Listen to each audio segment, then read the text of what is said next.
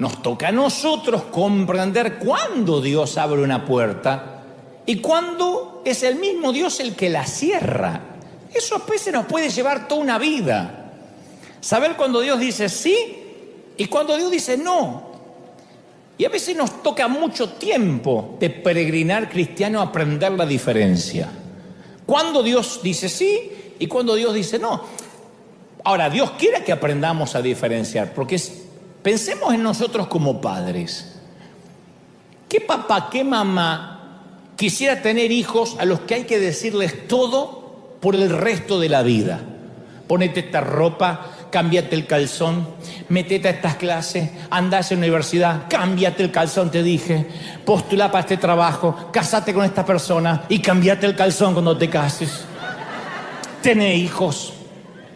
No, porque nuestra meta principal no es que ellos sean robots que cumplen instrucciones, aunque a algunas mamás les encantaría, sino que nuestra meta principal es que nuestros hijos lleguen a ser personas con criterio, con carácter, con sentido común. Y la única forma que pueden lograrlo es tomando decisiones. Ahora, desde luego, esto quiere decir que van a tomar decisiones buenas y decisiones equivocadas. A lo largo de la vida vamos a encontrarnos nosotros y nuestros hijos con puertas abiertas y con puertas cerradas. Ahora, mi pregunta es, ¿por qué algunas puertas nunca se nos abren?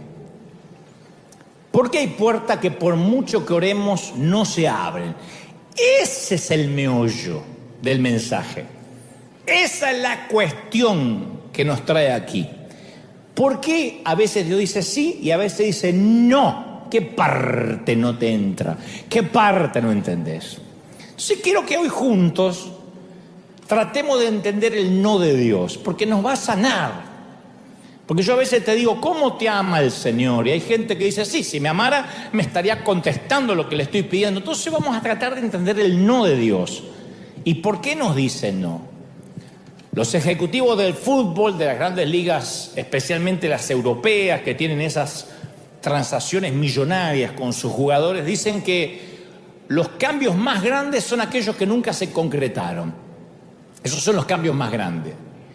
Y de manera similar, algunas de las mejores oraciones son las que nunca recibieron la respuesta que nosotros esperábamos. Porque nosotros cuando oramos tenemos una expectativa de la respuesta, que no es la expectativa de lo que Dios va a responder. Entonces, algunas de las puertas más grandes son las que nunca se abrieron. Las mejores, lo mejor que no pudo pasar en la vida a todos, y ahora van a saber por qué, es que ciertas puertas no se abrieron. La Biblia está llena de puertas cerradas como de puertas abiertas. La puerta del Edén fue cerrada después de la caída y Adán y Eva no pudieron volver más al huerto. La puerta del arca, ¡pac!, se cerró y no entró ningún animal más. Y no entró nadie más de los contemporáneos de Noé. La puerta a la tierra prometida, ¡pac!, se le cerró a Moisés. La vas a ver, pero no la vas a pisar. La puerta de construir el templo, ¡puc!, se le cerró a David. Tus manos están manchadas con sangre, así que ese es un privilegio que va a tener tu hijo Salomón. La carta a la iglesia de Filadelfia dice que el santo no solo tiene el poder de abrir puertas, que nadie puede cerrar, y ahí todos decimos siempre amén, sino que también tiene el poder de cerrar y que nadie puede abrir. Pero por lo general, no sé ustedes, pero a mí no me gustan las puertas cerradas. Nos pone frustrados.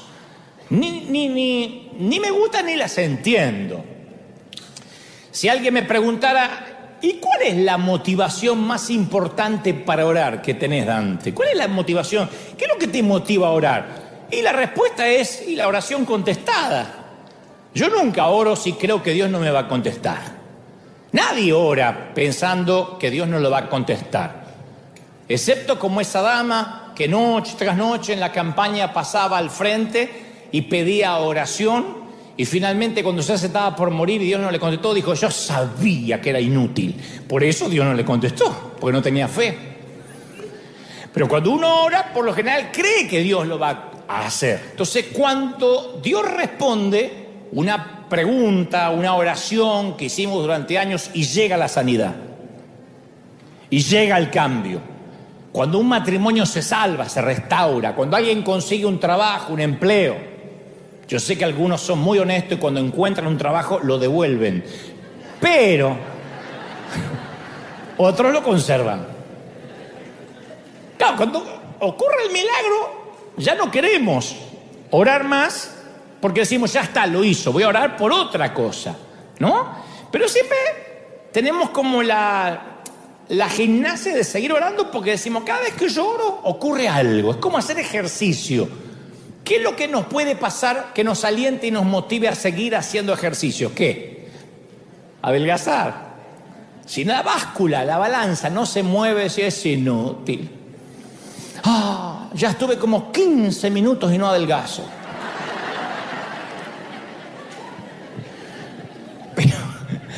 Pero si alguien nos preguntara, ¿cuál es la desmotivación más importante para orar? ¿Qué es lo que te da más flojera, más frustración, que te dice, que piensas, no tengo ganas de orar, que te da desdén, desidia de orar? Y las oraciones sin respuesta. Cuando uno ora y parece que Dios no contesta. Entonces a algunos les encantaría casarse, por ejemplo, y oran durante años para conocer a la persona adecuada, pero no les pasa. Y tienen todo para dar, y tienen mucho amor para entregar, y mucho cariño para compartir, pero oran y dicen, no, tampoco me voy a casar con cualquiera por el hecho de cambiar el estado civil, pero Dios no me contesta, quiero enamorarme, quiero conocer a alguien, y uno es peor que el otro, o una es peor que la otra. O alguien lucha contra la depresión por años, y siempre ora que Dios se la quite, que se le vaya esa tristeza que a veces le embarga los domingos por la tarde, los lunes, los viernes, los jueves, los sábados. Y no pasa. Ahí está la tristeza minando tu interior. O a alguien lo engañan o lo perjudican gravemente de manera financiera, una sociedad, o lo despiden arbitrariamente. Y le pide a Dios que haga justicia. Mucho oramos eso, Señor, haz justicia, Dios ve. Hay un Dios que ve. Y la justicia no triunfa. Y parece que Dios no vio. Entonces empezamos a frustrarnos. Ni hablar cuando ninguna universidad te acepta y mandaste aplicaciones a todas. Cuando ningún médico da con la solución, ni siquiera con el diagnóstico, no te saben decir, te llenan de remedio y cada médico te da un medicamento diferente.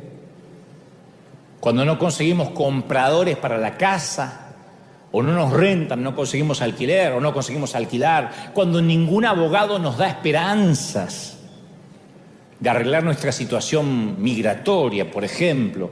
Entonces vemos que los caminos están cercados con barricadas. Sabemos lo que es estar frustrado por una puerta cerrada, una puerta que parece que no se va a abrir nunca, bloqueada. Yo creo que ninguna criatura del mundo quiere sentir que la dejan afuera, del lado opuesto de la puerta, obviamente. Entonces las puertas cerradas desaniman. ¿Cómo no? Las puertas que se cierran te frustran y aparecen en un trabajo, en una relación, en nuestras finanzas, en nuestra educación, incluso en nuestro ministerio. Cuando Dios cierra las puertas, dice no, y uno dice, pero si yo le quiero servir, si yo lo único que quiero es hacer algo para Él y me cierra la puerta, uno como que no lo entiende porque, uno tiene la intención noble de hacer algo, ¿no? Una oportunidad que queríamos queda inaccesible y sentimos como que la vida se nos va apagando. Sentimos como que la esperanza se nos va derritiendo, herrumbrando, y como que a Dios no le importamos. Debe ser algo bueno, pienso yo, que solo Dios tenga el poder de cerrar de tal manera que no pueda ser abierto. Debe haber alguna razón por la cual un padre puede cerrar una puerta y no lo deja al nene salir. Tiene que haber una razón. Tiene que haber una razón por la cual una madre cierra o pone alto ciertos elementos que los niños no deben ni pueden tocar. Debe haber una razón por la cual el cajón de los cuchillos tiene un precinto mientras que haya niños curiosos en la casa. Entonces muchas veces la puerta cerrada, que hace que me sienta frustrado en su momento, más adelante entendemos que es un momento de gratitud. Decimos, claro, por algo Dios la cerró. Yo a veces me descubro diciendo, Señor, gracias por aquellas puertas cerradas. Fui tan ganso en estar orando y orando para que se abriera lo que no se tenía que abrir. Gracias por esa puerta del colegio secundario que se me cerró en la jeta, porque yo no estaría acá. Me dedicaría a ser técnico electrónico en cualquier parte del mundo. Gracias por un pastor que una vez me dijo, un pastor alemán. Lo quiero mucho, pero después nos reconciliamos antes que él partiera. Pero que me señaló con su dedo huesudo y me dijo, usted no tiene futuro en la iglesia. Usted no sirve. Porque yo nunca hubiese comenzado un ministerio con jóvenes. No le habría creído al Señor si me hubiese inclinado en el apoyo del pastor. Así que yo le agradezco a aquel hombre que me sentenció de alguna manera, porque al cerrarme una puerta no me quedó otra que orar. Agradezco que una vez en Argentina alguien me dijo, si algún día liderás una iglesia en Argentina, lo voy a tomar como una traición. Ni se te ocurra algún día liderar una iglesia en Argentina. Gracias a Dios, porque no estaríamos acá, no seríamos ricos. Gracias que las puertas se cierran, porque Dios siempre tiene algo mejor, algo más grande, algo maravilloso. Digo, ayer pensaba, y te hago el mismo desafío, no ahora, regresen acá, traigan la mente de vuelta. Pero en casa, piensen en una lista, pongan las puertas abiertas y las cerradas. Van a ver que hay un montón de cerradas que te salvaron la vida. Sí, mira, dice amén, amén, amén, una que pateó 3 novios. Dios le salvó la vida. ¿O no? Por las veces que presenté un proyecto de televisión a un canal cristiano y me dijeron, no, esto es muy mundano. Acá no vemos Biblia, acá no vemos palabra de Dios. Menos mal, no se me hubiesen abierto las puertas en canales seculares. Estaría allá dentro de la pecera, en un canal cristiano. Digo, si no me hubiesen cerrado la puerta, no me hubiese atrevido a más. Por esa oración que estuvo sin respuesta por años. Después vino, pero yo aprendí en ese desierto, en ese sequedal, en esa travesía, yo aprendí lo que no hubiese aprendido si hubiese tenido una recompensa inmediata. Aprendí mucho. Por lo que parecía una gran oportunidad financiera, por esa oportunidad financiera que nos perdimos y después nos enteramos que terminaron estafados, involucrados en una organización que terminó siendo dañina, tóxica. Entonces Dios cierra ciertas puertas. Por esa gente que se fue de mi lado y yo decía, Señor, ¿por qué se va? Tráela de vuelta.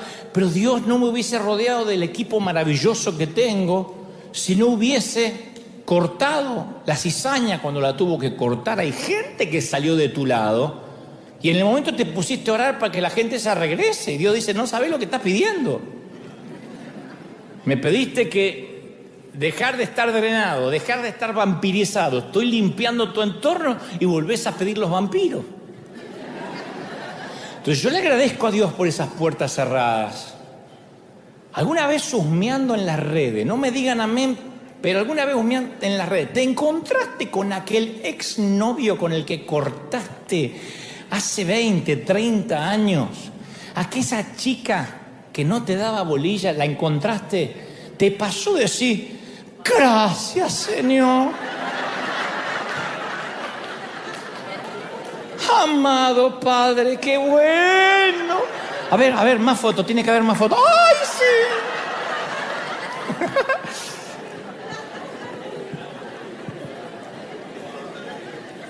Pero te voy a dejar una reflexión muy profunda, ¿eh? A todo lo que hacen. Ja, ja, ja, ja, ja. Tú podrías ser la oración no respondida de alguien.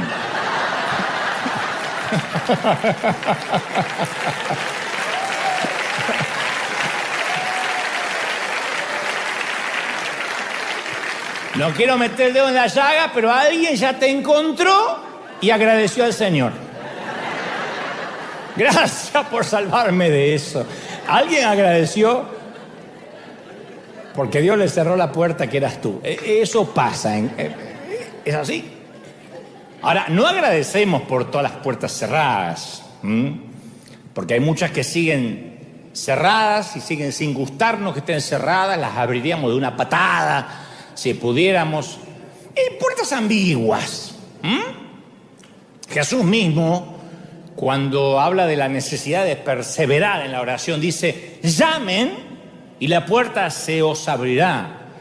Y da el ejemplo de la mujer que importunaba al juez y hasta que el juez le hizo justicia, aunque era un hombre injusto, de tanto que ella llamaba. Pero no dijo cuál puerta hay que seguir insistiendo. No dijo qué tan fuerte tendríamos que golpear. Tampoco dijo cuánto tiempo deberíamos insistir, ni con cuáles. Entonces, ¿cómo sabemos a qué puertas cerradas seguir llamando y a cuáles decir no, la está cerrando Dios? ¿Cómo sabemos si seguir persiguiendo ese trabajo? ¿Cómo sabemos si seguir persiguiendo a esa chica, ese muchacho? O decir, ya está, no lo persigo más. ¿Cómo sabemos si perseguimos esa universidad? O decir, ya está, no persigo más, no aplico más, ya está, me dijeron que no. O ese sueño. ¿Cómo sabemos si deberíamos olvidar algo, olvidar esa puerta o seguir adelante insistiendo? Ese es el gran juego de la vida. Si fuera fácil, yo no estaría predicando de esto. No es fácil. La buena noticia es que hay una respuesta simple de 2 palabras para todas esas preguntas. La mala noticia, que esas 2 palabras es no sé.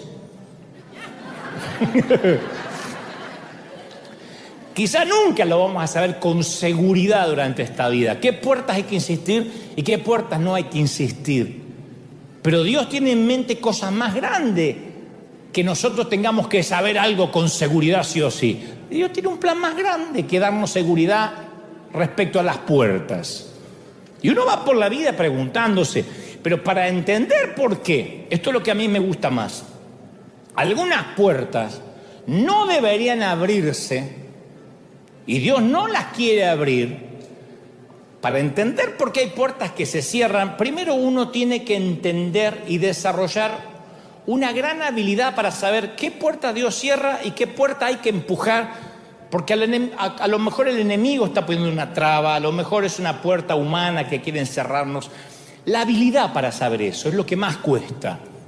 Y yo quiero que hoy, al menos en un torpe intento, acá y los que están en sus casas, veamos juntos qué puede estar tramando Dios con ciertas puertas cerradas que hay en nuestra vida. Y para esto necesito que hagamos un sincericidio, que seamos brutalmente honestos. No me digan amén, pero en su corazón. Todos los que estamos aquí presentes en River hoy, y donde nos estén mirando desde cualquier parte del mundo, todos los seres humanos poseemos un punto ciego. Algo que no vemos de nosotros, todos. Aunque digas, yo me conozco, hay un punto ciego. Yo quiero que pienses esto. En un grupo, por ejemplo, de gente, en un grupo humano, si todos están cantando y hay uno que canta desafinado, en un coro, no amateur, sino que en el coro, en el micrófono, canta como una gallina que sabe que morirá al amanecer. En un grupo humano, si alguien tiene un gesto irritante, un trastorno obsesivo compulsivo, un TOC, un ruido raro, si alguno en un grupo habla demasiado, habla y de todo, opina, si alguien es fanfarrón en un grupo, o si alguien en el grupo es amarrete, no come banana porque le da pena tirar la cáscara, devoto de la Virgen del Codo en un grupo, o si alguno viola el espacio personal, hay gente que cuando te habla se acerca demasiado y te pone acá el aliento. O si alguien está emocionalmente necesitado y a quien se le acerca lo drena a la hora que sea, te arruina una Navidad, un cumpleaños, te arruina lo que sea. O si alguien tiene un carácter putrefacto, para no decir podrido, que queda feo. ¿Quién es la última persona en enterarse? ¿Quién es el último que se entera? el que tiene el problema. Yo, mal carácter.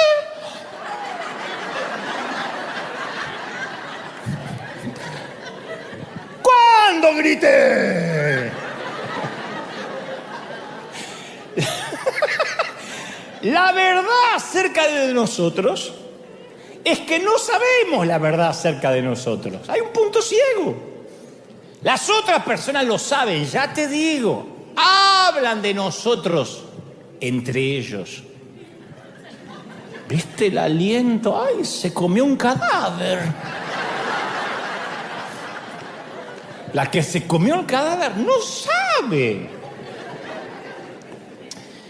Y entre los recuerdos que todos conservamos de nosotros mismos, hay algunos que solo se lo contamos a nuestros amigos, a nuestros allegados.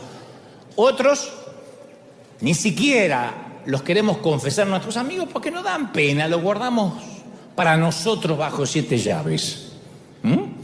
Pero hay otras cosas, muchas, que no queremos ver de nosotros, que no nos confesamos ni siquiera nosotros mismos, no lo queremos ver. No queremos pensar que somos eso. Esta misma mañana podría decir, ¿cuántos aquí se consideran orgullosos? Inmediatamente te viene a la mente de un orgulloso que conoce, pero nadie dice yo. ¿Cuántos consideran que no comen huevo porque les da pena tirar la cáscara? Nadie. Oh, yo conozco uno que es peor. Nadie se piensa en uno mismo. Entonces la autoconciencia es esencial para distinguir por qué Dios no abre una puerta. Ahora te voy a explicar, el conocerte. Porque para saber por qué Dios a veces dice no, definitivamente, tenemos que estar muy conscientes de lo que nos está pasando a nosotros por dentro. ¿Por qué estamos orando lo que estamos orando? Pablo le escribe a la iglesia de Roma, en Romanos 12:3, y les dice, por la gracia que me ha sido dada, que nadie tenga más alto concepto de sí mismo del que deba tener. Más bien, que piense con sensatez, sentido común, conforme a la medida de fe que Dios repartió a cada uno. O sea, para saber qué puertas Dios abre y qué puerta Dios cierra, tenemos que convertirnos en expertos mundiales en conocernos a nosotros mismos. No en conocer al pastor, al otro, en conocernos a nosotros mismos. Si uno no es un experto mundial en uno, en conocerse bien las virtudes y las miserias, no vamos a entender por qué algunas puertas están cerradas, porque no tenemos sensatez. Entonces tenemos que tomar conciencia de cómo hizo Dios nuestra forma de ser, cómo estamos cableados. Uno tiene que mirarse al espejo alguna vez y decir, a ver, ¿cuáles son mis intereses? ¿Cuáles son mis convicciones? ¿Cuáles son mis capacidades? Y ahora, ¿cuáles son mis defectos? No hay nadie. ¿Cuáles son? Además de los que devuelve el espejo, los de adentro. Y ser consciente de qué parte de nosotros son las que deseamos evitar pensar. Porque hay muchas cosas que no queremos pensar que somos así. Generalmente juzgamos al otro por las acciones, pero a nosotros no juzgamos por las motivaciones. ¿Viste lo que el otro me hizo? Punto, lo sentenciamos. Pero cuando uno hace algo dice, es que no lo quise hacer, no fue mi intención. Nosotros no hablamos de nuestras acciones que lastiman, hablamos de nuestras motivaciones. Bueno, pero yo no lo quise lastimar. Aparte yo soy así, a mí me sale. Yo vomito todo lo que tengo para decir, porque si no me atraganto acá. Punto. Entonces a veces hay que verse al espejo y discernir las puertas que nos rodean, pero para eso necesitamos tener conocimiento del mundo interior que tenemos. ¿Por qué estamos orando lo que estamos orando? Porque la falta de autoconciencia es una incapacidad espiritual gravísima. El no conocerse es el gran síndrome que tenemos muchos creyentes. La falta de sentido común, la falta de conocimiento de sí mismo. Dice Pablo, que piense de sí mismo con sensatez. No hay mucha gente que piensa con sensatez de sí mismo. No hay. Yo me he criado en las iglesias escuchando decir, oh, Dios no es poderoso para hacerme presidente si quiere. Amén, gloria al Señor. Y no estudió nunca nada el tipo. O Dios no es poderoso para que yo pueda tocar la guitarra. ¿Fuiste a aprender? No, pero Dios me da poder para tocar. Y tocaba el desgraciado. Era un desastre. O Dios no es grande para darme un auto así, último modelo. Ni siquiera puede mantener una casa, ni la familia, ni trabaja. Pero yo ya le impuse las manos y no entiendo por qué Dios no me da ese auto. Le llaman a hablar en fe. Le llama confesar. Yo les llamo hablar sin conocerse. Sin sensatez. Sin sentido común. Es como aquel que no se baña, tiene mal aliento, no se educa, olor a patas, pero ora por la chica más linda de la iglesia. Vos lo ves a él y decís, Señor, oye, llévatelo, te lo mandamos. Pero él mira a aquella despampanante y dice, esa quiero para mí, no menos que eso. ¿Él se vio alguna vez lo que está pidiendo? ¿Por qué lo irían a elegir? O al revés, ¿no? Es falta de sentido común. Ahora, Dios es poderoso para que la chica se desmaye y caiga a tus pies. Sí, capaz que le baja la presión y se desmaya, pero no es que se va a casar. Es gente queriendo levantar una cosecha que no es suya. Yo entiendo lo que es el poder de Dios, pero entiendo también lo que es la capacitación, la preparación, el ensayar, el hacer las cosas con excelencia. No tenemos que tener urticaria la excelencia, porque eso a veces falta de sensatez. Por eso tenemos tantos cantantes desafinados, predicadores aburridos, administradores fracasados, matrimonios infelices. Porque hay mucha gente que se ve a sí mismo con sensatez, que se ve a sí mismo como debe ser. Entonces, cuando Dios puso una puerta abierta delante de la iglesia de Filadelfia, les hizo algunos comentarios. Le dijo, yo sé que tus fuerzas son pocas. Apocalipsis 3:8. Yo sé que tus fuerzas son pocas. Probablemente no era lo que querían escuchar. No es una buena manera de comenzar una profecía. Porque no sabemos en qué sentido tenían poca fuerza. Capaz que eran pocos en cantidad, capaz que tenían pocos recursos económicos, capaz que eran de una educación de bajo nivel. Y esta carta circuló entre 7 iglesias. Así que no solo la iglesia que recibió el mensaje se enteró que tenía pocas fuerzas, sino que las otras 6 también se enteraron de que tenían pocas fuerzas en Filadelfia. Tenían que aceptar la verdad acerca de sí mismos si querían atravesar la puerta abierta. Tenían que entender que si iban a atravesar la puerta iban a ser con las fuerzas de Dios, no con las fuerzas de ellos. ¿Hasta ahí me siguen, sí o no? Entonces le dice, yo sé que tienes pocas fuerzas. Lo primero que le hace es que se conozcan a sí mismos, a ver dónde están parados, en tiempo y espacio. Al mismo tiempo, las pocas fuerzas no es la única verdad que recibieron de parte de Dios. También les dijo en Apocalipsis 3:8, sin embargo, has obedecido mi palabra y no negaste mi nombre. Eso también está bueno. Además de ser de pocas fuerzas, eran obedecedores de la palabra y honradores de su nombre. Y la puerta abierta que Dios les ofreció llegó con toda la verdad de ellos, tanto lo negativo como lo positivo. Dios nos tiene que dar un shock y decirnos, este sos, ¿está? Cuando hay presión, estás colapsando siempre. Quiero que sepa que me estás pidiendo un ministerio, pero cuando alguien habla mal de vos, no lo aguantás. Cuando alguien te critica, querés ir a buscarlo a la casa y quemarle la casa con el Ku Klux Klan. Eso te pasa, ¿estamos? Hay que conocernos. Si vamos a entender qué puerta Dios pondrá delante nuestro, hay que tener conciencia de cuáles son nuestros dones, nuestras fortalezas y también nuestras debilidades y nuestras partes más erráticas. Yo me acuerdo que orábamos intensamente para que la catedral de cristal no se vendiera. ¿Sabe cuál era mi oración? Dios no va a permitir que los hijos de Dios sean avergonzados, Señor. Tú no vas a avergonzar a tu iglesia. Te decía, todas las mañanas abríamos el periódico y decía, la catedral de cristal, se abrió el escrow, ¿no? Que es ese momento de retención financiera, digo, para los que son de otras partes, donde se comienza todo el proceso de venta de un edificio. Cuando se cierra el escrow es porque ya se concreta la venta.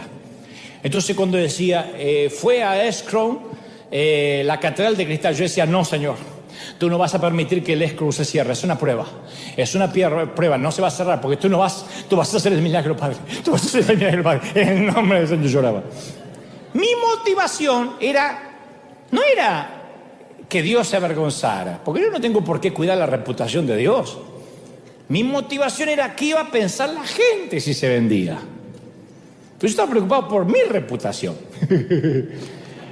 De hecho, inmediato, apenas se vendió la catedral, aparecieron los que estaban esperando eso, ¿no? Y decía, ¿y ahora qué van a hacer? Ahora quiero verlo a Dante, ahora quiero ver a los hispanos eso. Recuerdo un pastor, ex amigo.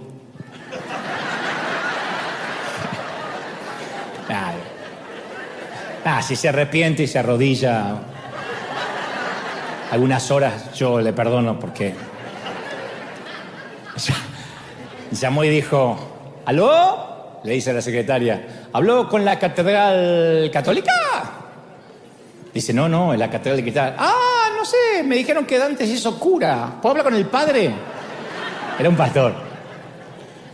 Entonces, ahora no dejo de pensar qué hubiese pasado si Dios hubiese oído mi oración, si la catedral no se cerraba. Número uno, nada de lo que pasó hubiese pasado y no estaríamos aquí y no seríamos River, un río que no se ha detenido y llegó a todas partes del mundo. Mirá si Dios sabe o no sabe. Entonces, a veces es mejor, escuchen esta frase para tuitear, pero no ahora, después. Es mejor reconocer que pasamos por una puerta equivocada a pasar el resto de nuestra vida viviendo en una casa equivocada. Hay gente que por no reconocer que se equivocó de puerta, que se equivocó al pedir eso, al forzarlo, prefiere vivir en la casa equivocada por el resto de la vida. Che, no era esta puerta. Pero ya entré. No voy a salir, ¿qué van a decir la gente? Y vive en una casa que no era de él. Por eso cuando voy a orar por algo debo pensar, ¿qué me motiva a orar? ¿Qué hay en mi mundo interior? ¿Qué me está motivando a orar? ¿Por qué estoy orando en realidad? Porque después nos enojamos por las puertas cerradas, pero lo que nosotros queríamos era cuidar nuestro ego. A veces, como me pasó a mí. Entonces, ser honestos en cuanto a las puertas que queremos que Dios abra, nos permite saber la verdad acerca de nuestras motivaciones, de nuestras ambiciones. Ahora, si uno quiere que se hagan los planes de Dios, tendríamos que estar dispuestos a conocer verdades sobre nosotros que no nos van a gustar. No vas a encontrar lo que encuentres. No te va a gustar lo que encuentres. Cuando uno excava arqueológicamente en su interior, no le gusta lo que ve. Jesús dice que va a doler. Jesús dijo, conocerán la verdad y la verdad os hará libres. Pero primero te va a traer amargura. Buscar la puerta abierta te va a decir la verdad de lo que realmente perseguimos y por qué pedimos lo que estamos pidiendo. Yo conocí a gente que se cambia de iglesia, no porque no recibe palabra, porque Dios no le habla, sino porque allá le dan un micrófono. Y siempre prefieren ser cabeza de ratón antes que cola de león.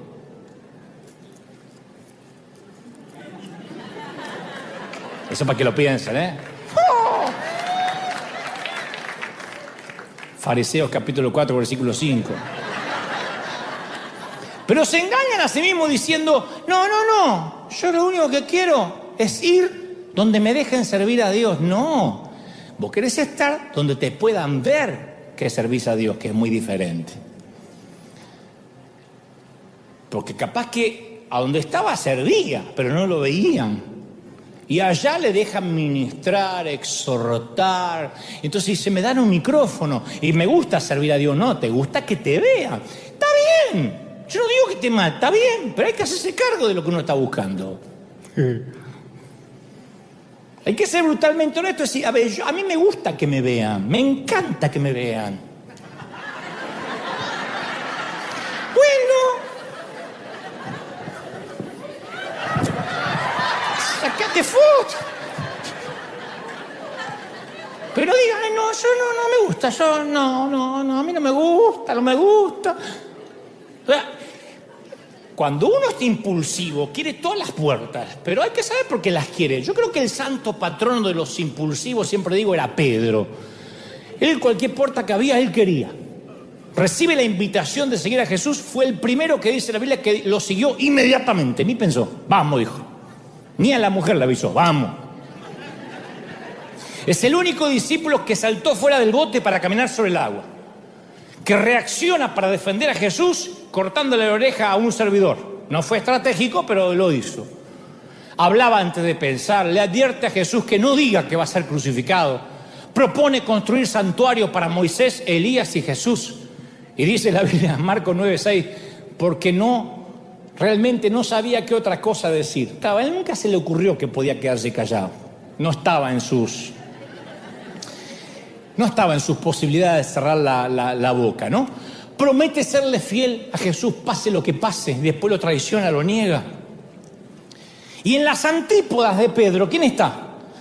Yo encuentro rápido, por ejemplo, a Gedeón, en el Antiguo Pacto, que cuando Dios lo ve estaba trillando trigo en el fondo del lagar para esconderse de los madianitas. Está en el libro de Jueces 6:11. Trillar trigo en un lagar es como preparar una cucharadita de café, así, una cucharadita, ni siquiera una tacita. Habla de que era un tipo temeroso, con temor, y Dios lo llama, ¿no? Y le dice, tú vas a ser el libertador de mi pueblo. Y él dice, ¿cómo yo voy a rescatar a Israel? Dios le pone una puerta abierta y dice, no, mi clan es el más débil de toda la tribu de Manasés, soy el menor en importancia de toda la familia. Por eso digo que en el otro extremo de Pedro está Gedeón. Algunos son como Pedro y otros son como Gedeón. A veces no hay que orar por todo, a veces hay que obedecer. Pero Gedeón le pide reconfirmaciones. Los que no saben la historia, pide un vellón, o sea, un pedacito de piel de animal. Dice, Señor, yo la voy a poner acá, en el piso. Había mucho rocío por la mañana, ¿no? Entonces dice, si la tierra se regaba por rocío. Entonces dice, a la mañana yo quiero que caiga el rocío y que el vellón quede húmedo y toda la tierra esté seca. Y entonces voy a saber que vos me hablaste. Y Dios le moja el vellón al otro día. Se toma un día más el tipo y dice, no, vamos a hacer una cosa. Yo pongo el vellón, que se moje alrededor y que el vellón quede seco. Yo digo, está bien, es la última que te hago, ¿eh? Es una de las historias peor malentendidas de la Biblia. Porque el vellón no era una señal de fe de Gedeón. A veces algunos haciéndose lo espiritual dicen, ya le pedí un vellón, aleluya. Gedeón siempre supo lo que tenía que hacer. El vellón fue una expresión de su incredulidad. Estaba pidiendo reconfirmación porque no podía creer que el Dios que le estaba hablando era el Dios de él. Era una concesión que Dios le dio a sus dudas. Está bien, que era un vellón, te pongo... Pero un vellón no es fe, es incredulidad. Entonces aquel que dice, yo para saber si una puerta de Dios pido 3 reconfirmaciones porque sos 3 veces incrédulo. Pero volviendo al tema de las puertas, muchas veces pedimos algo inadecuado y Dios la tiene que cerrar. Cierta vez los discípulos entran en una aldea samaritana que no los recibe bien. Claro, si había una tensión entre Samaria e Israel. Y Santiago y Juan quieren orar. Justo Santi y Juanchi, justo los dos, todo. Lo que la señora Zebedeo quería poner a la derecha y a la izquierda. ¿Sabes lo que dice? ¿Querés que oremos, Padre, para que descienda fuego del cielo y mueran todos en Samaria? Jesús dice, te agradezco la gentileza, pero no hacemos eso nosotros. No, pero oramos para que se incendie. No, nosotros no andamos quemando gente. No estamos en eso, no es nuestra doctrina. Aunque hasta el día de hoy hay muchos así que le encanta mandar al infierno a los otros. Si vas a arder, aleluya, te voy a ver arder. Hay gente que son como los hijos de la doña Zebedeo, ¿no? Entonces toda la Biblia vemos puertas cerradas, respuestas a pedidos equivocados. En 4 ocasiones, 4 personas diferentes, Moisés, Jeremías, Elías y Jonás, pidieron la eutanasia, morirse. No voy a decir quién más aquí, pero más de una vez yo como me gustaría. Mi mamá quiso morirse desde que nació. Te pusimos en la tumba, por fin.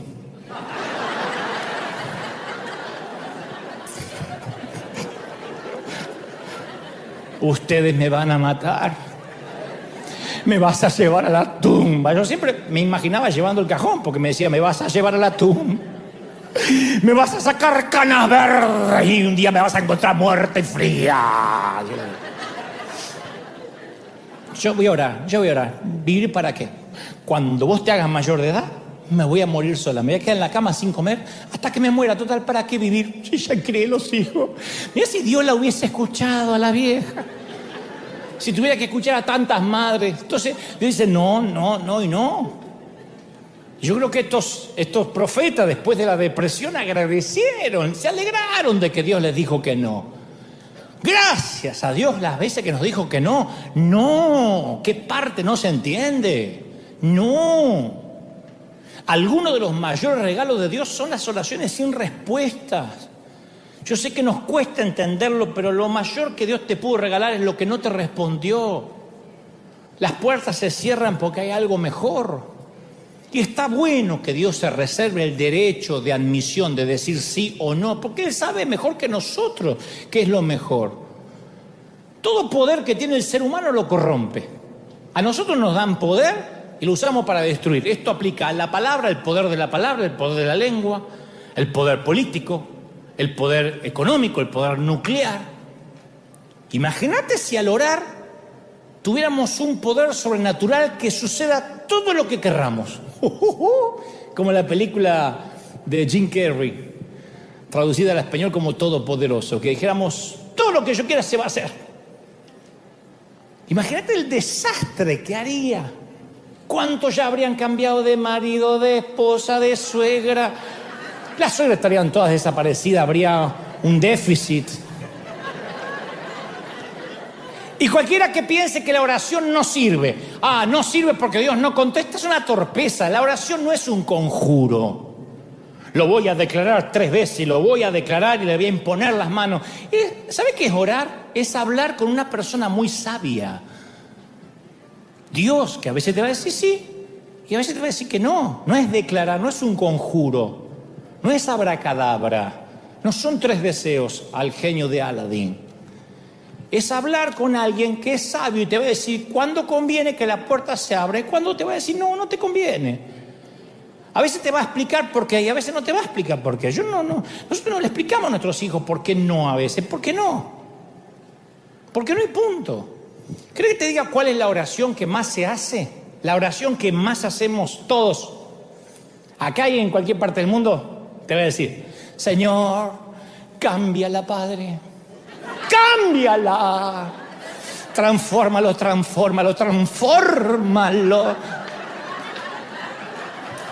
A la noche en la cama, Señor, tócalo, transfórmalo.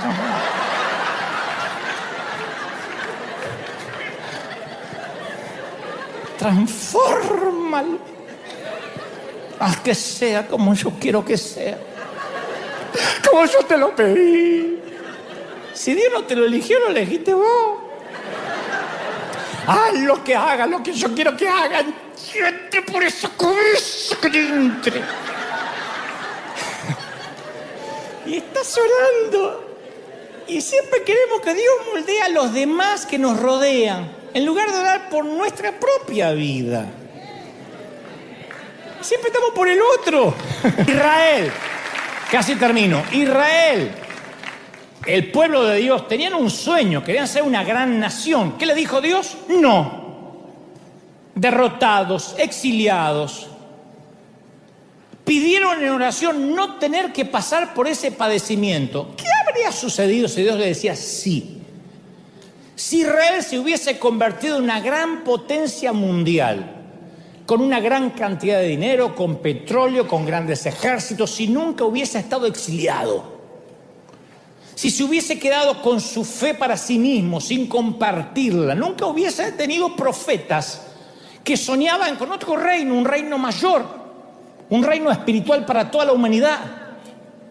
Cuando se le cerraron las puertas de la grandeza militar, la grandeza política a Israel y la grandeza geográfica, se abrió otra puerta pequeña para otro pueblo, con otro tipo de misión y que cambió al mundo entero hasta la fecha y nos convirtió en una superpotencia que traspasa la frontera. Alguien tiene que decir amén.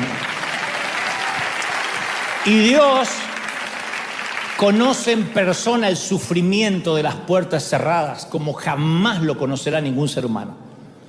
Dios le ha dado a cada ser humano la llave de la puerta de su propio corazón. Y Él no entra por la fuerza. Dice, mira que estoy a la puerta y llamo.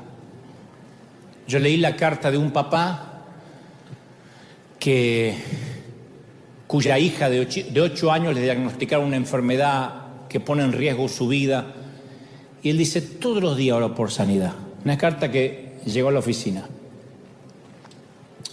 Todos los días trato de entender. Le pido a Dios, ¿podrías hacer que me enferme yo?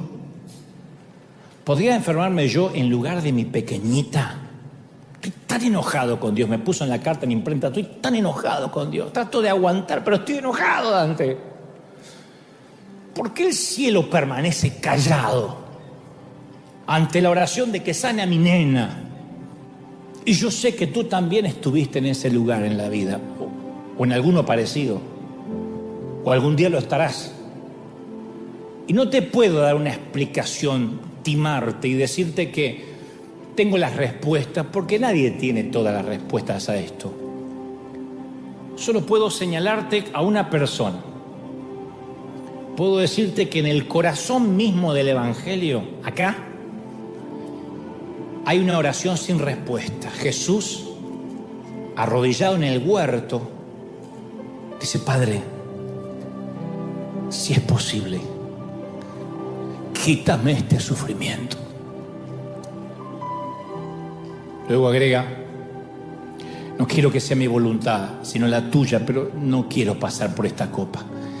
Es la oración más desesperada jamás pronunciada por nadie que jamás haya vivido en este mundo, del corazón más puro que latió jamás, pudiendo ser liberado del sufrimiento más injusto que jamás se conoció. Lo único que consiguió fue silencio.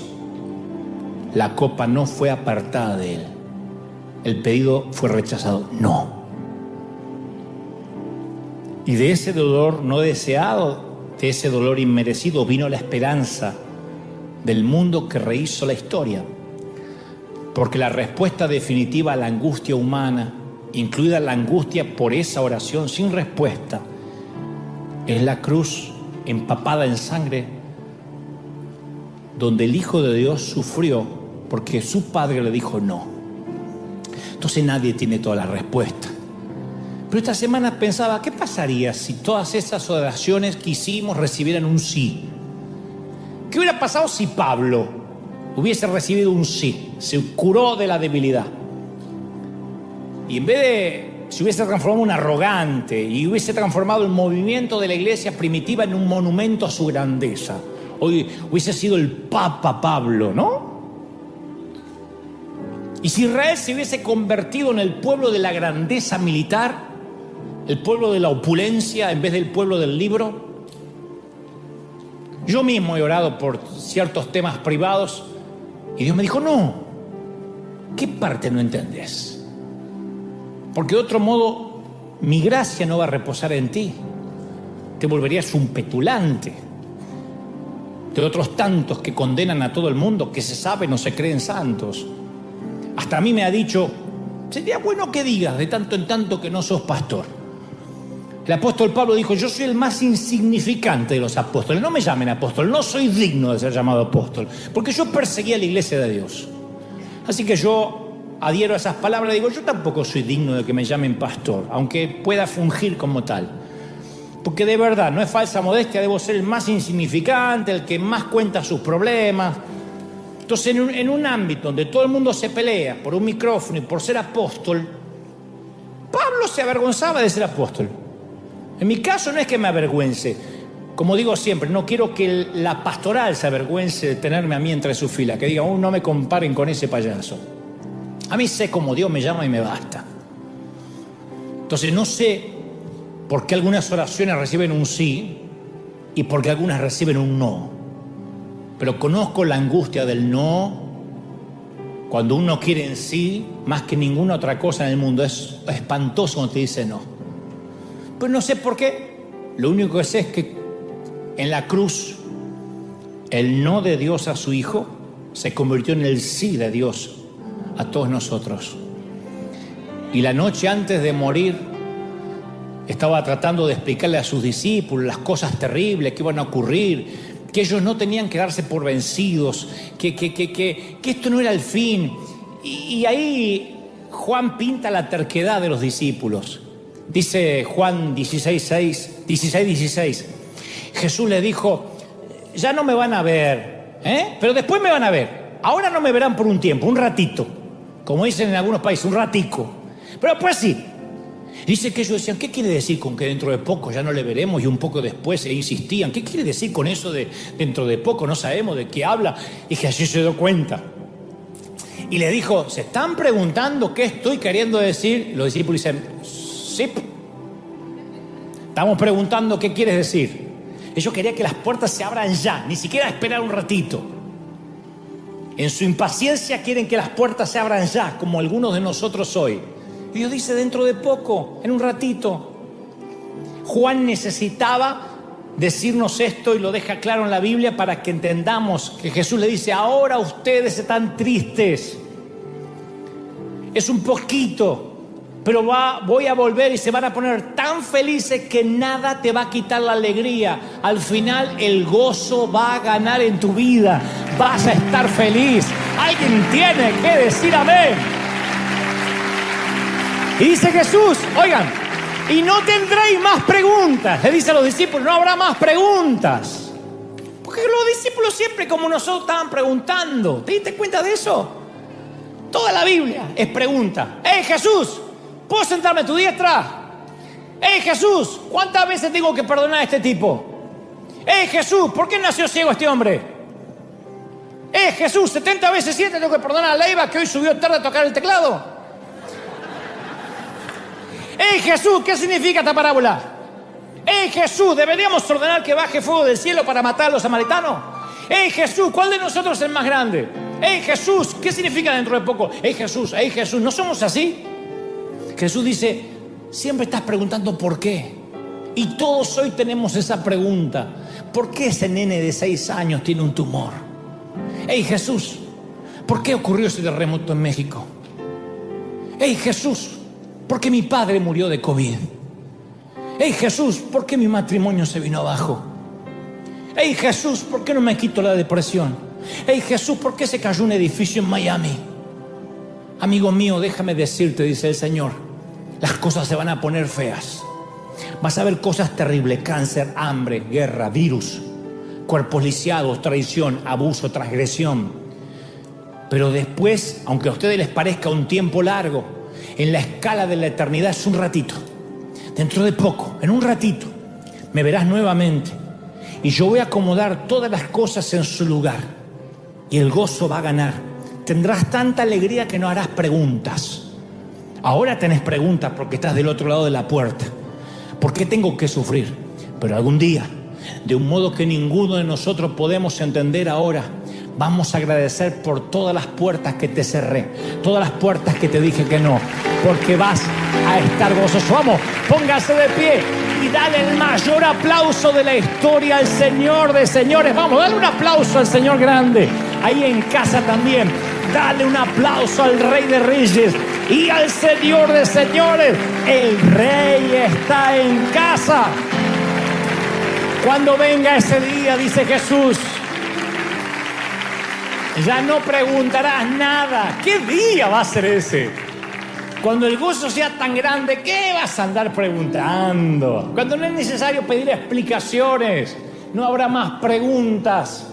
Y yo sé que estás impaciente por la puerta que se cerró, por las puertas que no se abren, pero Dios me dice que dentro de un poquito, di conmigo, un poquito, fuerte, un poquito. En casa también, un poquito. Gracias que las puertas se cerraron y Dios nos bendijo tanto. Vamos a orar. A los que están en casa, yo quiero que repitan conmigo esta oración. Si es la primera vez que escuchas este mensaje, si es la primera vez que entiendes lo de las puertas cerradas, yo siempre digo, no habríamos transmitido al mundo si las puertas del edificio no se hubiesen cerrado.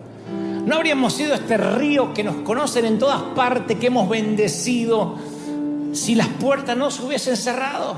Benditas puertas cerradas, porque Dios siempre tiene algo mucho más grande y mejor.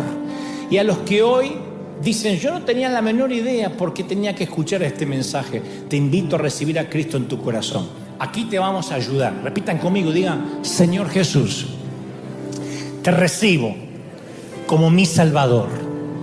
Entra en mi vida, transfórmame, cámbiame, limpia mis pecados. Anota mi nombre en el libro de la vida. Amén y amén. Y no importa si eres católico, musulmán, si eres testigo de Jehová, conservador, liberal, tradicionalista, no sé, lo que sea, mormón, Dios me dice que te diga cómo te ama el Señor. Cómo te ama el Señor, que te cierra puertas cuando te las tiene que cerrar. Te ama, princesa. Te ama, príncipe. Te ama el Señor. ¿Tú lo crees? No. ¿De verdad que lo crees? Te ama el Señor. Di conmigo, me ama el Señor. Y por eso te cierra puerta y te dice que no, porque tengo planes de bien para ti y no de mal, dice el Señor. Vamos, en casa también, no se vayan todavía en casa. Y aquí, levanten sus manos y comiencen a clamar a Dios. Voy a orar para que niños, jóvenes, ancianos y adultos reciban esta bendición de parte de Dios.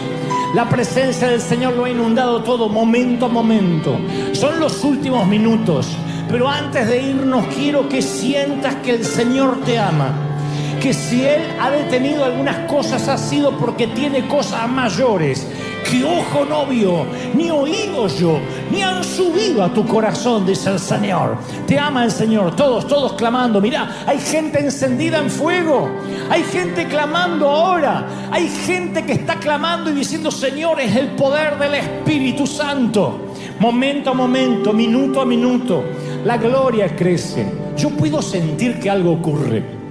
Y allí, en Europa, Asia, África, América, Oceanía, se está liberando algo nuevo. Dios está diciendo, yo he cerrado edificios, yo he cerrado incluso ministerios, para que mi iglesia salga a las calles, para que mi iglesia transforme las vidas, para que la palabra sea oída, para que muchos entiendan que iglesia es la gente, que iglesia no es la actividad, que Dios, que Cristo es más importante que la liturgia.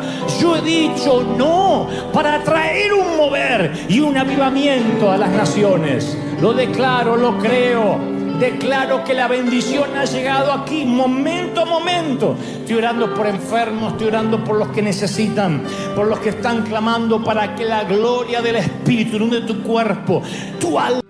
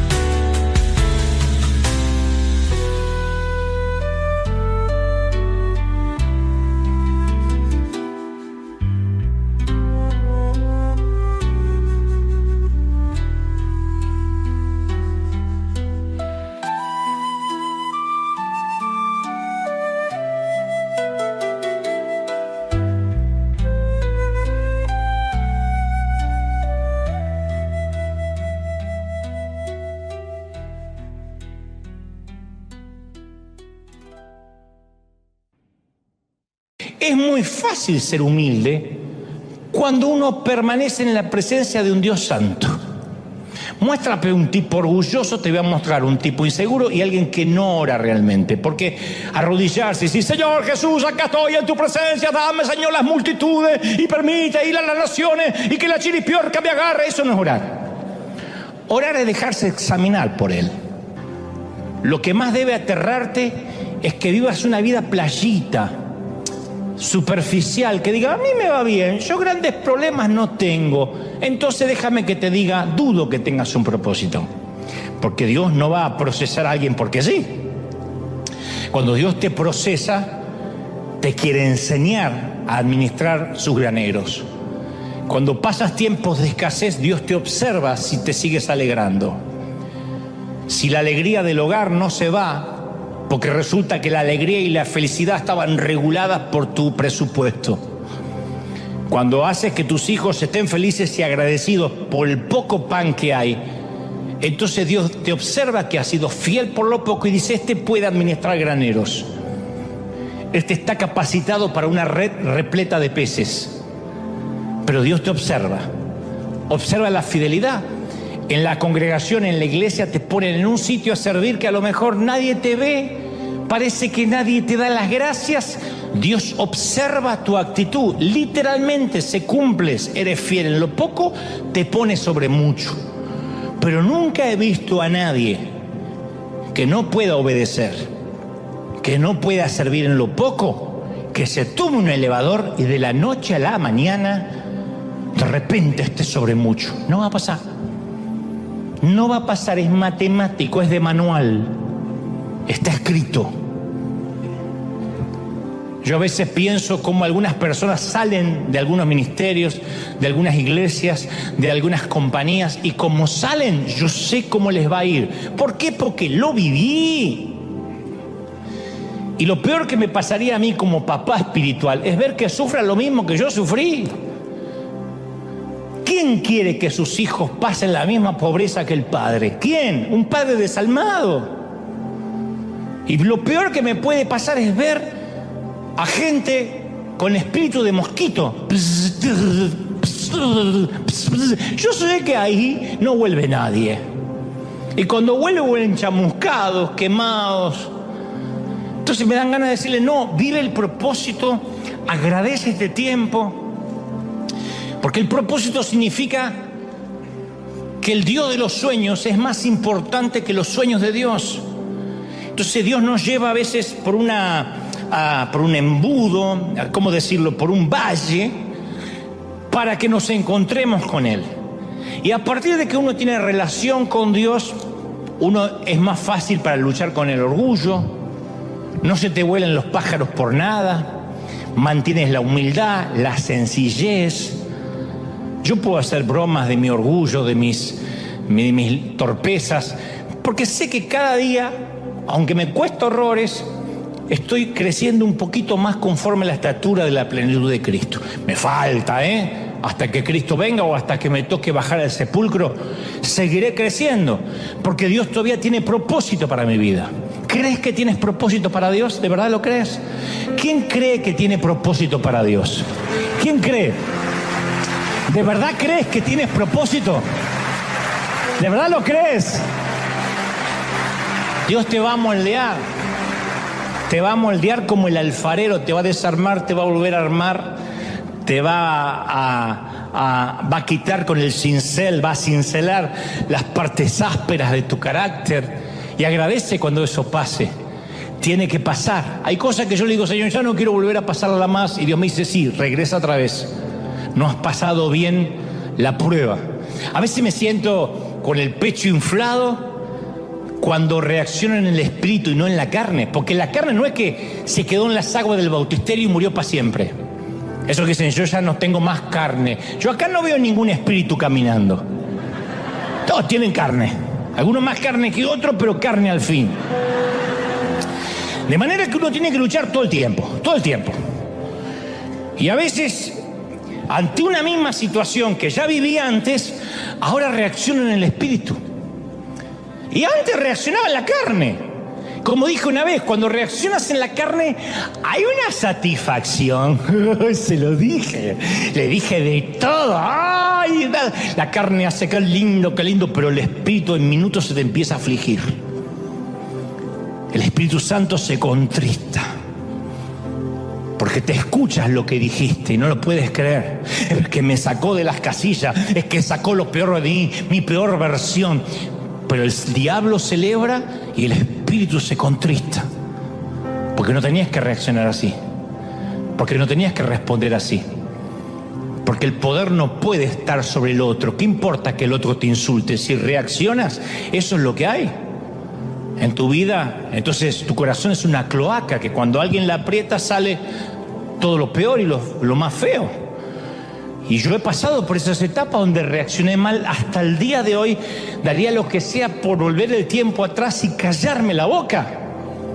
Pero después me vuelve a pasar la misma situación porque Dios dice, esta es una materia que tienes que rendir, si no, no puedes conducir un camión de 18 ruedas. Y entonces ahora tengo ganas otra vez de que la carne se satisfaga y respondo en el espíritu, con autoridad, con sentido común, pero no dejo que la carne tome lugar. ¿Y sabés lo que pasa? La carne se frustra. Ay, me siento un estúpido, tenía que haberle dicho. ¿Por qué no le dije? Pero le tenía que Pero el Espíritu Santo se vivifica y dice, bien hecho, siervo fiel, estás pasando el proceso. Entonces yo he llegado a comprender que los sueños de Dios son mejores que cualquier sueño que nosotros podamos soñar para nosotros mismos. El destino que Dios tiene para nosotros es mucho más grande que cualquier cosa que imaginamos para nosotros. Yo imaginaba que lo más lindo que me podía pasar era ser cantante. Nunca me hubiese soñado que Dios me iba a prestar oídos de millones de gentes para yo transmitir su mensaje. Dios tenía hoy no cambiaría por nada del mundo lo que Él me ha dado por lo que yo quería hacer. Por eso es vital que uno se dé cuenta a tiempo que heredar una túnica de colores no significa que estamos listos, porque la estupidez también se viste de trajes caros. José, estoy hablando del José bíblico, se vistió de Prada. Su padre le regala un traje de diseño, algunos ya conocen la historia. Que le regale a un hijo un traje de diseño quería decir que era el escogido, el hijo consentido, el hijo de la vejez. José nunca tuvo que preguntarse si su papá lo amaba, porque José era el hijo del cual su padre presumía. José, me imagino que podía quedarse acostado hasta tarde, jugar más tiempo, trabajar menos, salirse con la suya. Jacob, su padre, transpiraba favoritismo para con José. Y José recibió un traje de marca, dice la palabra, que le dio una túnica de colores. Los hermanos se vestían, iban los martes arroz al descuento de jubilado, lo que podían encontrar. Porque uno no puede vestir a 12 muchachos en pleno crecimiento con un salario de nómada sin salirse del presupuesto. Pero si se trataba de José, Jacob se gastaba un dineral. Papá, quiero Prada, le compró Prada. En esos días la vestimenta era una expresión del estatus. Y José tiene un traje que lo hace especial y cree también que es un llamado, que es un hombre especial. Pero todavía no sabe José que a un llamado no lo determina la ropa, el favoritismo, el favor, la gracia, sino el carácter. Porque uno se emociona a veces fácil con los regalos de Dios y no tiene idea la fortaleza que se necesita para llevar a cabo ese regalo de Dios, para mantenerlo, sostenerlo. Sin el carácter de Dios no se llega lejos. Sin el carácter de Dios no podemos sostener ni disfrutar la bendición. Por eso hay gente que no puede prosperar financieramente, que Dios, lamento si hay alguien que se sienta correspondido, pero que Dios el resto de la vida lo va a tener con lo justo, porque su carácter no está capacitado ni moldeado para administrar una fortuna o más dinero. Hay gente que apenas tiene más dinero, ya está, desaparece de la iglesia, cambian sus prioridades. Y Dios sabe eso. Entonces sabe que no tiene el carácter para sostener una bendición.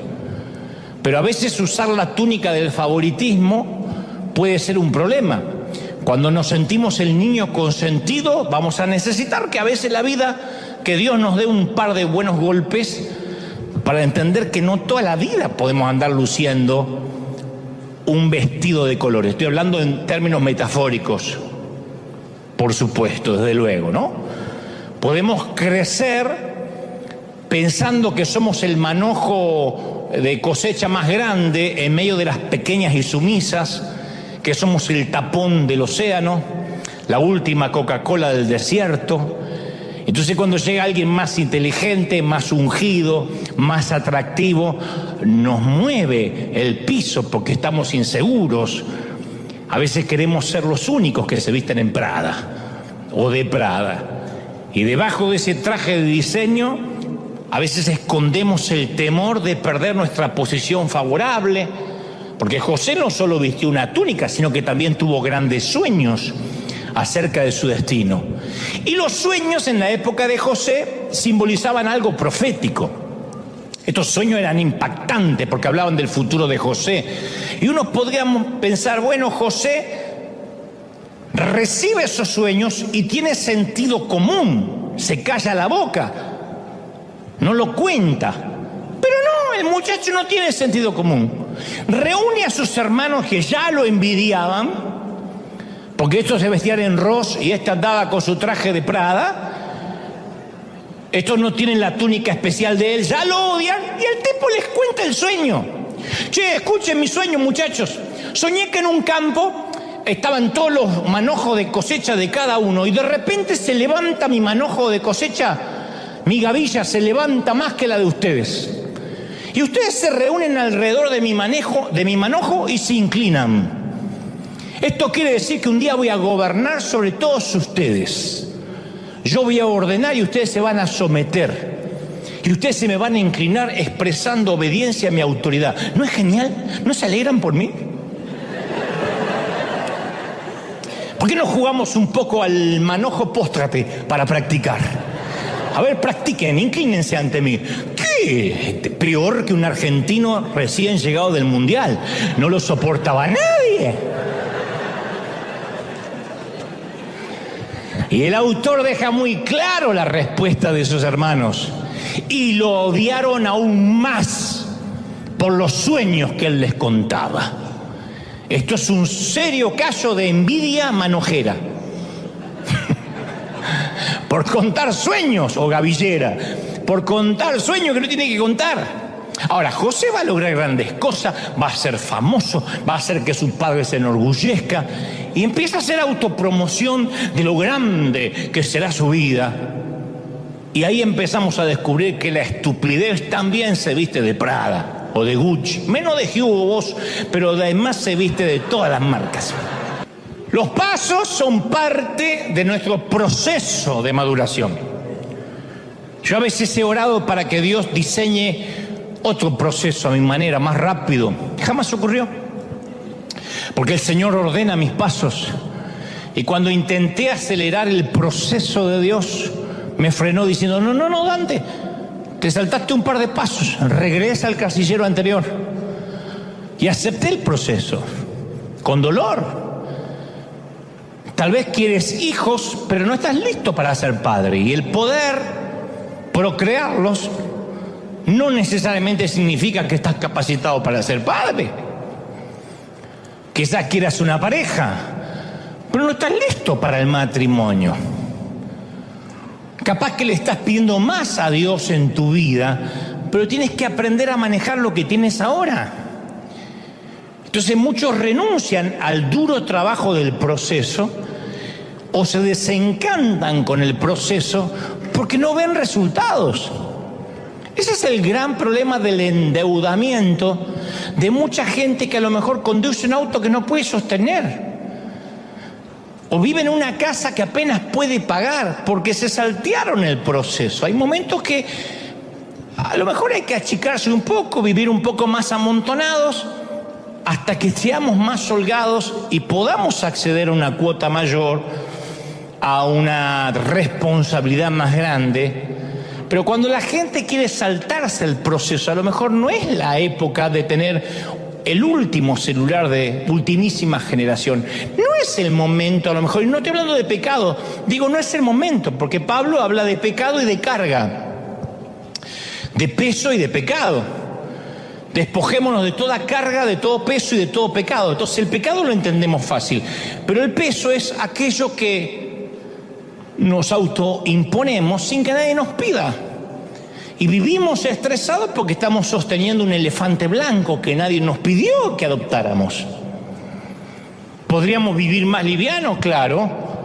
¿Podríamos esperar a estar mejor financieramente? Claro, pero de pronto nos llegaron tantas tarjetas de crédito con tantas ofertas que pensamos, esto en mi país no lo podía hacer nunca, lo voy a hacer acá.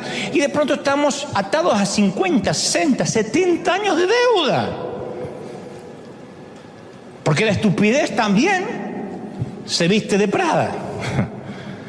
Y no nos damos cuenta que hay que esperar un crecimiento. ¿Cuánta gente no sabe que el roble que imaginaron está en algún lugar de la semilla que ahora recibieron? Pero todavía no es roble. Y cuando la vida no va por el camino que habíamos planificado, ¿cuál es la opción más fácil? Renunciar. Mandarnos a mudar. Bueno, este empleo, esta familia, no es lo que soñé. Yo había soñado a esta altura de mi vida grandes cosas, jugar en una liga más grande, así que ¿para qué ser fiel en donde Dios me puso? Mejor me salgo y me tomo el elevador. ¿Sabe cuánta gente se toma el elevador?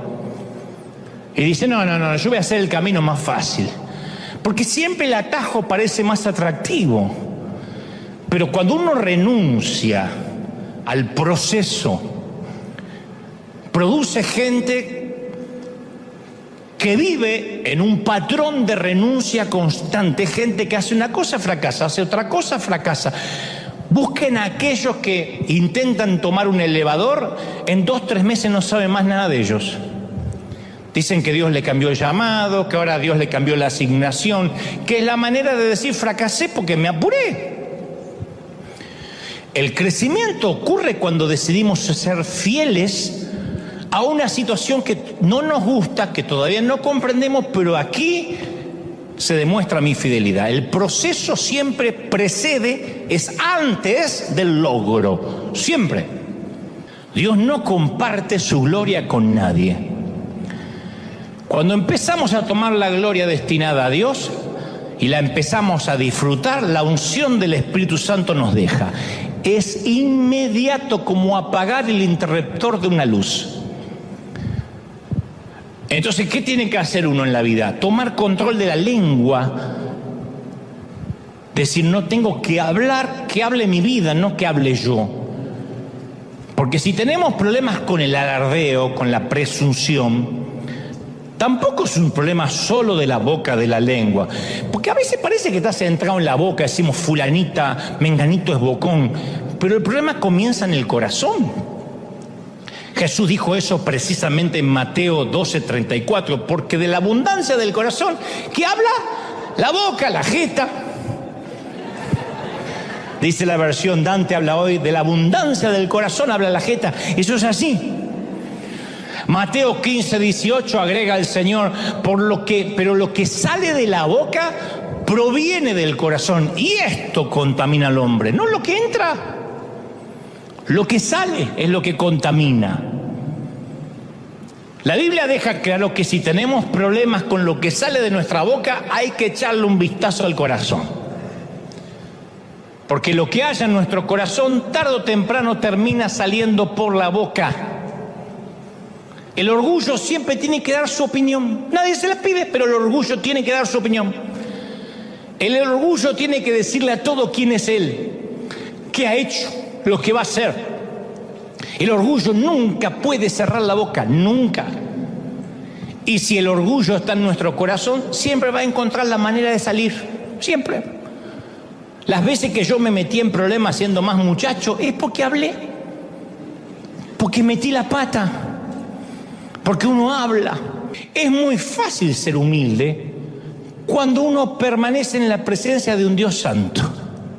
Muéstrame un tipo orgulloso, te voy a mostrar un tipo inseguro y alguien que no ora realmente. Porque arrodillarse y decir, Señor Jesús, acá estoy en tu presencia, dame, Señor, las multitudes y permite ir a las naciones y que la chiripiorca me agarre, eso no es orar. Orar es dejarse examinar por Él. Lo demás es ir a plantearle sueños al genio de la lámpara. Si uno entra al lugar de oración, es muy difícil, si se deja examinar, salir de esa reunión sintiendo orgullo. Mi manera para vencer el orgullo de ese muchacho que te hablé, a este hombre que creo que hoy soy, no es que ahora soy más santo, es que aprendí a estar más tiempo con Dios. Moisés quería hablar cara a cara con Dios, pero no estaba buscando cumplir su sueño. Él buscaba una relación con Dios, amaba ver su rostro. Moisés comprendió que era más importante el rostro de Dios que el sueño de Dios para su vida. Ya tenía un sueño Moisés. Era el liberador de Egipto. Sin embargo decía, muéstrame tu rostro. Por eso, si uno no está seguro de su llamado, yo te animo a que busques no el sueño, sino al dador del sueño. Que digas, yo quiero encontrarme con Dios. Cuando uno realmente tiene un encuentro con Dios, se le acaban las boberías, se le acaban las tonterías, porque no me mencionan, porque no me dijeron, pero que yo no figuré, pero debieron haberme dado las gracias al menos, no noté que me aplaudieron. Todo eso desaparece cuando uno está allí chiquitito ante la presencia de Dios.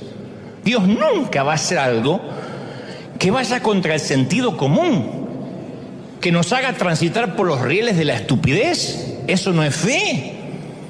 Eso no es creerle a Dios y bajarse de la barca. Eso en ocasiones es simplemente no reconocer que a lo mejor este hombre quería dejar la fábrica y no quería trabajar más.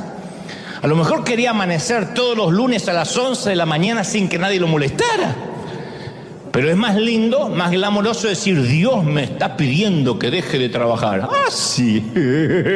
Eso es como que Dios te pida, mata a tu suegra. Dios no lo va a pedir, aunque tengas muchas ganas. Y esa es una de las causas que los psicólogos llaman el fenómeno del impostor. Que después tratar de vivir una vida tratando de cubrir la baja estima, la inseguridad. En el caso de este muchacho, no quería hacer algo diferente a lo que ya venía haciendo. Él quería su foto en primera plana. A ese síndrome se le llama querer ser cabeza de ratón en lugar de cola de león. Hay gente que prefiere ser el jugador número 10, tener en la camiseta el número 10 en el Deportivo Barrial, antes que estar en el banco de suplente del Paris Saint-Germain. Hay jugadores que dicen, me llamaron de Europa. ¿Y dónde vas? Al Barça. Messi tuvo que estar tiempo en el banco. Ronaldo tuvo que estar tiempo, para los que conocen de fútbol, algunos están diciendo que yo miro béisbol. Bueno, son jugadores de fútbol.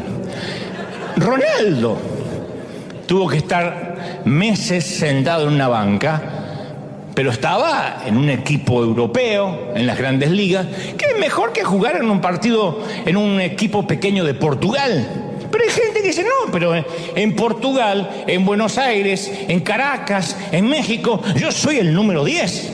El otro día hicimos un partido y ganamos 32-11. ¡Oh! ¿Viste esos partidos de solteros contra casados que ves 22 gordos corriendo que te da una lástima? El gordo hace así, mete la pelota y el arquero, como ya está cansado, dice, más sí, la próxima la atajo. Pero hay gente que dice, eso me gusta. Antes que jugar en las grandes ligas, Dios nos libre de ese estrechamiento neurótico de los vanidosos. Pero todos enfrentamos ese desafío, todos, Y nuestro Padre también nos da regalo a través de nuestro crecimiento. Pero José comete un gran error.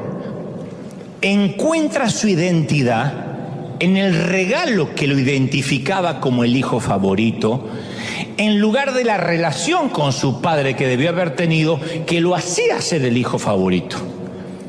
A veces el regalo es lo que nos empieza a dar identidad. Y como resultado uno termina perdiendo ese regalo. A veces uno puede cometer el error de quedar atrapado en el regalo que Dios nos ha dado. Entonces, si estoy sirviendo a Dios, me siento que Dios me ama. Por alguna razón me toca estar sentado y recibiendo, siento que ya la gracia y el favor se me fue. No. A menos que tome identidad de lo que hago y no de lo que soy. Es espantoso ver gente que a veces se va de una congregación a otra porque allá le van a dar un puesto o le van a dar algo para hacer. Y yo no digo que esté mal el deseo de servir, lo que digo es que cuando la motivación es tomar identidad de lo que hago, en lugar de la relación con mi Padre, entonces voy a terminar perdiendo el regalo. Porque uno puede asignarse identidad en el ministerio, en el servicio, en lugar de asignarse la identidad en el Dios al que decimos servir. ¿Me siguen, sí o no? Me miran con la carita así medio extraña, yo no sé si me están siguiendo. Cuando uno toma identidad de lo que hace, corre el riesgo de perder el regalo. Entonces quiero aclarar algo importante. El padre le dio el regalo a José, no fue su padre el que se lo quitó. José perdió su túnica por sus propias acciones. Él la perdió porque estaba orgulloso de lo que representaba. Cuando Dios nos da regalos, Él nunca nos lo quita. La Biblia dice que irrevocables son los llamados de Dios. Irrevocable es el llamado y el don de Dios. Dios no te quita el don, lo cual no significa que vas a ser salvo, pero no te quita el don. Yo conocí una profeta que se fue de la iglesia y se hizo bruja. Y el mismo don que tenía para profetizar ahora era bruja. Pero eso no significa que tenga Cristo en su corazón. Posiblemente si yo no me toca el día de mañana predicar, pueda tener la misma verborragia para hacer otra cosa, pero eso no significa de que voy a quedar mudo tan solo porque me vaya de la iglesia. Pero nosotros podemos perder los regalos de Dios. ¿Cuánta gente tiene un don de Dios maravilloso y no lo puede usar o lo usa mal porque su corazón no es correcto? Lo usa mal porque su corazón no está alineado con Dios. José, cuando recibe la túnica de colores de su padre, tenía 17 años, pero era soberbio, ufano, petulante, dicen algunos historiadores, lo cual no estoy de acuerdo, que era casi un argentino. Yo creo que era mitad salvadoreño y mexicano.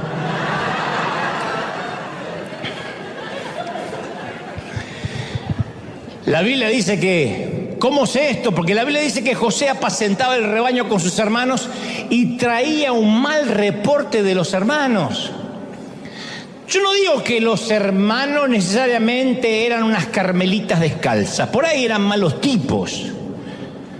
Pero esto de que él traía un reporte malo de sus hermanos revela que José pensó de sí mismo como alguien calificado para hacer este tipo de juicio acerca del resto. Cada vez que uno hace un juicio del comportamiento de los demás, eso revela una actitud orgullosa de nuestra parte. Dios dice, tienes que cambiar. Sí, pero aquel, fíjate, está peor que yo. Ahora, ¿por qué Dios le daría un sueño tan grande a un muchacho de 17 años? ¿Qué la edad que se presume tenía José? ¿Por qué no esperar a que él fuera mayor, un poco más sabio, un poco más humilde? La respuesta es sencilla. Desde la túnica al trono siempre hay peldaños, escalones. Pero una de las razones por el cual el orgullo sigue apareciendo es que intentamos tratar con el fruto en lugar de ir a la raíz. Entonces cuando uno ve el orgullo en su vida, trata de sacar las tijeras de podar y decirme, tengo que cuidar un poco con lo que digo. Pero si uno no trata con la raíz del orgullo, va a continuar apareciendo y va a retrasar nuestro destino. ¿Cuál es la raíz del orgullo? Se llama inseguridad. La inseguridad es la raíz del orgullo. Si conoces a una persona orgullosa, conoces a una persona extremadamente insegura, que trata de enmascarar su inseguridad con grandes palabras pomposas, que en realidad es inseguridad. Siempre es inseguridad. No es solo esto freudiano, es bíblico. El que te dice Dios me va a usar de una forma explosiva, estoy tan ungido que me autoimpongo las manos y me caigo solo, es porque es inseguro. Está tan ungido que nadie le puede orar, se ora solo y le agarra la tembladera. ¡Oh! Detrás de un orgulloso siempre hay un niño asustado, siempre. Porque el orgullo es lo que la gente ve, lo que sale por las bocas. Lo que no vemos es la inseguridad en nuestros corazones. La inseguridad es la causa del problema. Por eso nunca vamos a poder tratar con el orgullo a menos que tratemos con nuestra inseguridad. Porque nuestra propia inseguridad es el combustible que pone a andar el comportamiento petulante. La inseguridad nos hace sentir que tenemos que hacerle saber a todos quiénes somos, lo que hemos logrado. Pero hay un defecto en esa lógica.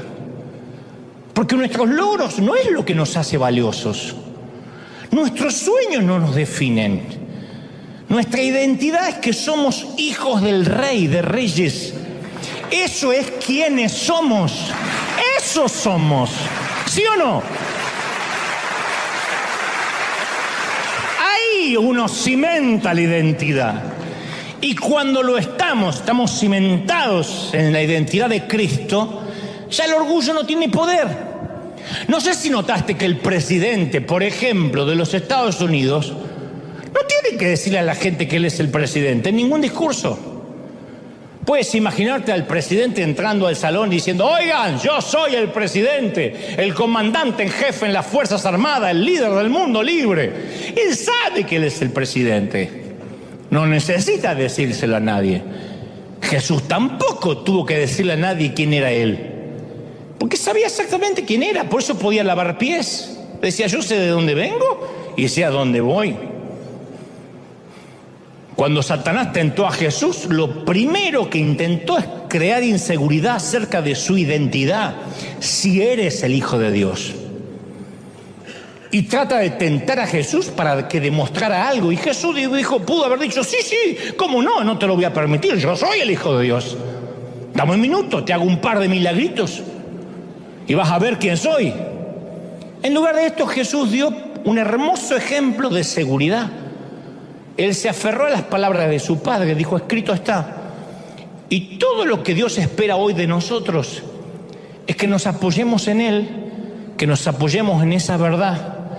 Jesús lo declaró en Juan 15:5, dijo: separados de mí, nada podréis hacer, nada. Yo siempre digo que soy un hombre sin oficio ni profesión, aunque hago televisión y puedo escribir alguno que otro libro y dar conferencias, sé que sin la unción de Dios, de verdad, no es falsa modestia, soy un torpe muchacho. Bueno, ya no tan muchacho, pero torpe. Me sigo viendo joven todavía. Pero yo encontré un método muy fácil para mantener frescas estas verdades de la identidad de Dios: pasar tiempo con Dios. Parece algo infantil, pasar tiempo con Dios. Un conocido mío, cuyo padre es un reconocido ministro, decidió que tenía que tomar la posta de la sucesión ministerial, que tenía que ocupar los zapatos del padre, que tenía que ser el nuevo pastor porque su papá ya estaba anciano. Nadie lo presionó. Dudo que Dios lo haya llamado, pero como su padre le dejó el legado, le abrió las puertas que a otro le hubiese negado, no lo acuso de nepotismo. Digo que se le hizo más fácil que a otro. Él tomó eso como una confirmación de su llamado.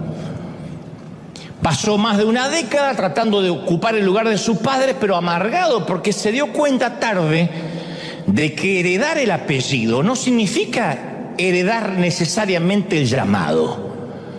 Si tu padre es arquitecto, no tienes que seguir la arquitectura necesariamente. Si tu padre es pastor, no significa que los hijos son pastores necesariamente y que nunca van a trabajar de otra cosa. Es fácil decir: mis hijos ocupan el púlpito porque me vieron de pequeño. Sí, pero a lo mejor no tienen llamado. El hijo quiere ser cualquier otra cosa. Se me viene a la mente una mujer muy insegura que cree que si tiene éxito como cantante y como profeta, va a tener la atención y el cariño de la gente. Y se aferra a ese sueño, aunque hay una evidencia abrumadora que no nació para cantar. Es como la novia de Shrek, canta y explotan los pájaros. No.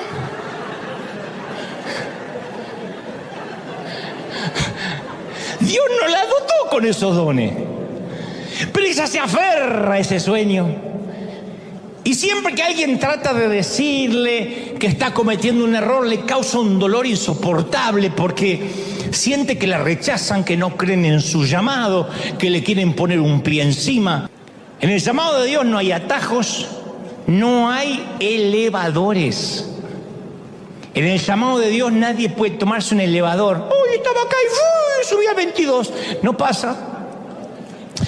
Quien pretenda subir por un elevador está enamorado de la foto, de ver su imagen allá arriba. Y no puedes enamorarte de la foto sin pasar por el proceso. Dios sabe que una bendición demasiado pronto y sin proceso nunca es bendición. Una bendición que llega demasiado pronto nunca es bendición. Vayan a buscar la historia de los ganadores de la lotería. Especialmente si esos ganadores de la lotería no tenían donde caerse muertos antes de sacarse el gran billete. O los boxeadores que de una pelea a la otra se hacen multimillonarios. O futbolistas que firman un contrato astronómico, soberbio y sideral de la noche a la mañana y terminan con vidas disipadas, con vidas perdidas, porque no tenían el carácter para administrar, para sostener la bendición. Y la vida de José es una historia de buenas y de malas noticias. Es el consentido de papi, eso es muy bueno. Sus hermanos lo odian a muerte, eso es muy malo. Su papi le regala una hermosa túnica Prada, eso es muy bueno. Sus hermanos lo hacen trizas a la túnica, la cubren de sangre, simulan su muerte, lo venden como esclavo en un Egipto lejano, eso es muy malo. José se asegura un empleo equivalente a Silicon Valley en el Egipto.